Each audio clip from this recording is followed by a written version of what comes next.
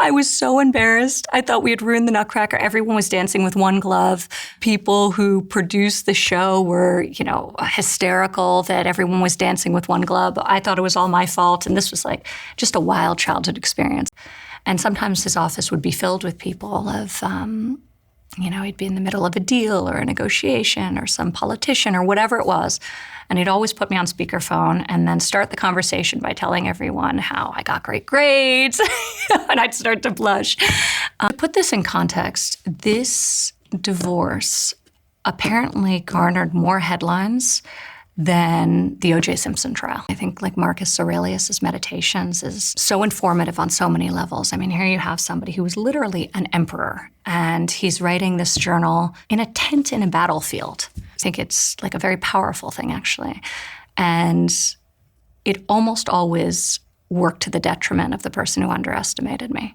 So I think if you're somebody who's prepared and somebody underestimates you, well, guess what? They're not. We were doing close to $800 million in sales annually when I shut it down, when I went into government. It was great, but... You were doing 800 million in sales annually when you shut it down. There was an assassination attempt on his life. Do you remember where you were? Like, what's that like as a daughter? What are all the feelings and thoughts? I was in Bedminster, New Jersey, and there was a lot of commotion, and the televisions were on, so I saw it almost immediately. Not in my house. I actually don't love watching television. But out by the pool and the bistro, and it was almost real time. It was before he had stood back up that I had seen what was transpiring, and two of my children were there. So, my first reaction was to turn them away. But it was incredibly difficult. Interestingly, I knew real time in that moment that he was fine. Like I just knew that like it wasn't his time. So crow's like a highly intelligent animal, extraordinarily so in some cases, but it can get aggressive and territorial, and it's one of the only animals that will actually attack an eagle.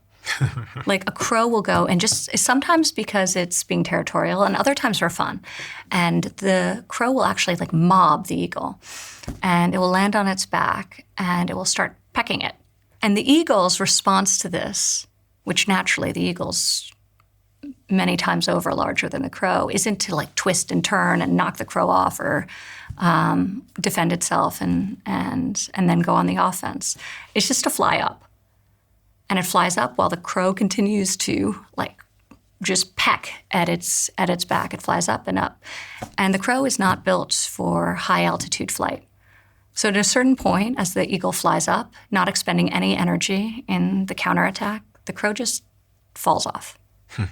It can't sustain the altitude. That's all you can do. Do any of you remember a conversation I had on this podcast with anthropologist Dr. Daniel Lieberman? It was one of the most viewed conversations of all time on the Diary of a CEO.